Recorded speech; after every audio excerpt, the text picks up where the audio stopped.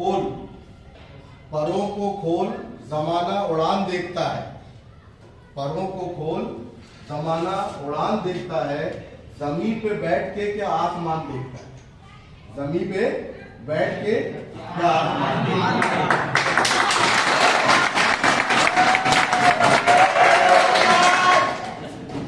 आप लोगों का आज यहाँ पर अंतिम दिन है ऑफिशियली। इसके बाद आप एक बहुत बड़े मैदान में जाने वाले हो और उसकी शुरुआत जो है वो हमारी परीक्षा है। परीक्षा क्या है? परीक्षा वास्तव में हम परीक्षा कहते हैं लेकिन परीक्षा नहीं है, ये हमारे लिए पर्व है। क्या है हमारे लिए? जो है पर्व। जब कोई हमारे लिए दीपावली आती है, होली आती है, या ईद आती है, या क्रिसमस आता है, या हम कोई दिन बनाते हैं, तो उसके पहले क्या करते हैं? उसके पहले हम उसकी पूरी तैयारी करेंगे, घर की साफ सफाई करेंगे, ठीक है, और अपने घर आंगन को साफ सुथरा रखेंगे, ठीक, और अपने आप को हम पूरा संवार के और सजा के रखते नहीं रखते। तो यही हमारा परीक्षा जो है ये हमारा पर्व है।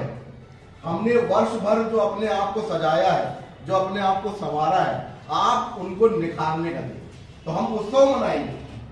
किसी प्रकार की कोई चिंता नहीं, कोई घबराहट नहीं। क्यों?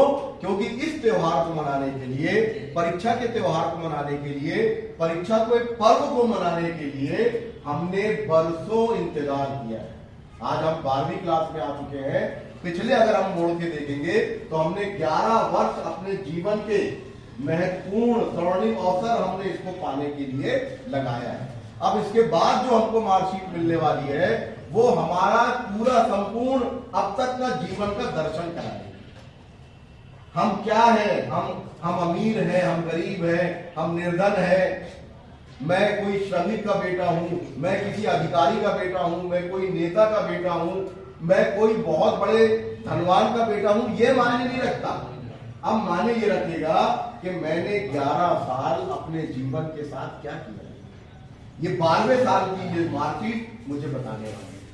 तो ये जो पर्व हम मनाने वाले हैं, ये हमारा कौन सा पर्व है? ये परीक्षा का पर्व है, ये चिंता का नहीं है। अगर कभी हमें कोई असफलता मिलती है तो असफलता को भी हमें क्या करना चाहिए? उसे सीढ़ी बनाना चाहिए।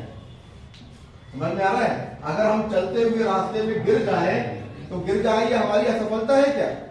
नहीं, गिरे रहना असफलता है। हमेशा गिरे रहना। हम फिर अगर गिर गए तो हमें फिर उठना है, संभलना है और फिर आगे बढ़ना है। तो इस परीक्षा के उत्सव को हमें मनाना है।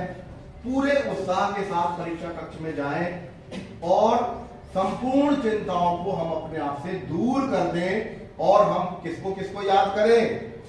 अपने माता पिता को याद करें कि उन्होंने, मेरी माँ ने मुझे स्कूल भेजने के पहले कैसी तैयारी करती थी, कैसे मेरे लिए भोजन तैयार करती थी, कैसे मेरे लिए नाश्ता तैयार करती थी।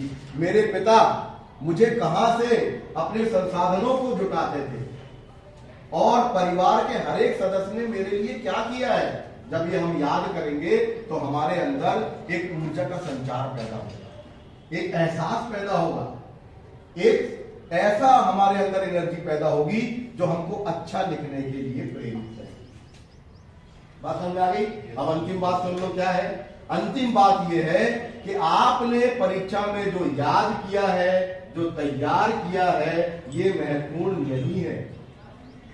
आपके याद होने से या याद रखने से आपको फायदा मिल रहा है क्या? नहीं। आपको फायदा तब मिलेगा जब आपको जो याद है, जो याद किया है या जो याद रखा है, उसको आप अपनी आंसर कॉपी में उतारें। जो आंसर कॉपी में लिखेंगे नंबर उससे मिलते हैं, आपको याद रहने से या याद रखने से नंबर नहीं। तो किसी भी प्रकार की अनुचित साधनों का इस्तेमाल ना करें, किसी भी प्रकार की चिंताओं में ना रहें, और किसी भी प्रकार का शॉर्टकट अपने जीवन में इस्तेमाल ना करें, बल्कि हमारी समुचित मेहनत को जितना हमें याद। परेशान मत हो, जो क्वेश्चन नहीं बनता है उससे हमें परेशान नहीं होना है, जो बन रहा है उससे परेशान होना है। जो क्या समझ में आया कि उल्टी बात लगी आपको कि जो बन रहा है उसमें परेशान क्यों रहे? तो सवाल ये होता है जो नहीं बन रहा है उसमें अंक मिलने की संभावना नहीं है, अंक मिलने की संभावना नहीं। लेकिन जो बन रहा है उससे मेरे अंक कम ना हो जाए, मेरा प्रस्तुतिकरण आंसर देने में इतना अच्छा हो कि जो बन रहा है उसमें अंक कम ना हो। मुझे एप्लीकेशन बनती है, बनती है, लेकिन ये बनना तब साबित होगा जब पूरे 4 के 4 अंक आपको एप्लीकेशन लिखने में मिल जाए। तो जो नहीं बन रहा है उसमें चिंता नहीं करना है, जो बन रहा है उसकी चिंता करना है कि इसमें मेरे अंक, निर्धारित अंक कम ना हो, जितने अलॉटेड मार्क्स हैं वो पूरे के पूरे मिल जाए।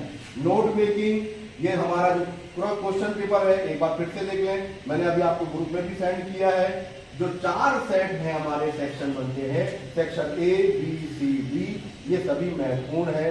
पूरी जो मैंने आपको स्टोरी बताई है रिकॉल कर लें और हम पूरी क्षमता के साथ, पूरे उत्साह के साथ पेपर को दें। ठीक है, यही हमारा भविष्य है।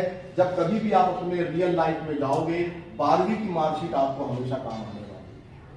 आपका परफॉर्मेंस कैसा, आपकी शक्लें नहीं जाएंगी, आपका पैसा नहीं जाएगा, आपका सम्मान नहीं जाएगा, आपकी शक्ल सूरत या आपका वंश कुटुंब कुछ नहीं जाएगा, केवल मार्कशीट देगी।